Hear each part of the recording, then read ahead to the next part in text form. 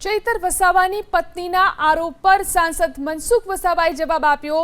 નીલ રાવે મનસુખ વસાવાને લાફો માર્યો હોવાનો ચૈતરની પત્નીએ દાવો કર્યો હતો।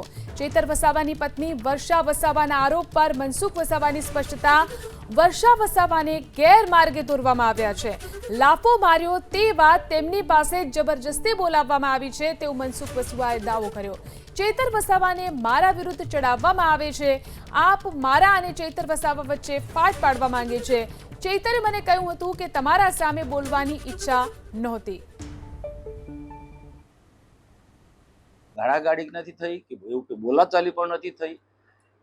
કદાચ કોઈ અમારી વાત વિવાદની અંદર કોઈક એવો વિડીયો એમની પાસે આવી ગયો છે, એમાં એ પણ બતાવે કે અમે મારામારી કરી કે ગાળાગાળી કરી, એવું કશું છે જ નથી। આવો હું ઊંચા અવાજથી બોલ્યો છે, ઊંચા અવાજ બોલે હું સ્વીકારું છું, અહીંયા પૂરતું ને કોઈ પણ જગ્યાએ।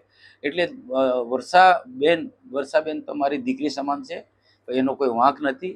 એને આમ આદમી પાર્ટીના એક સોશિયલ મીડિયામાં એનું કામ કરે છે આમ આદમી પાર્ટીનું। એ સુરતના કાર્યકર્તાને આ વાતની ખબર હતી, સ્પેશિયલી આવ્યો અને આ સભામાં વર્ષાબેનને તૈયાર કરી કે તમે મનસુખભાઈને માટે આવું બોલો।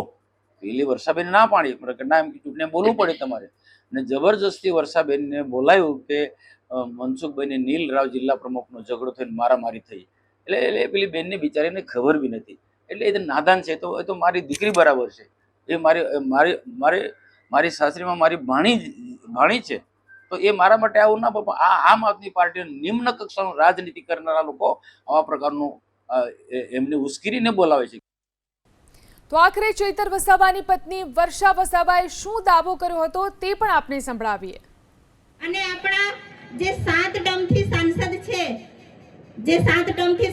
છે, મીડિયાના માધ્યમથી અમને જાણવા મળે છે કે કમલમમાં નીલરામભાઈ સાથે કઈ લાફામારી થઈ છે, તો આપણા સાંસદને લાફો માર્યો છે નીલરામભાઈએ। તો સાંસદ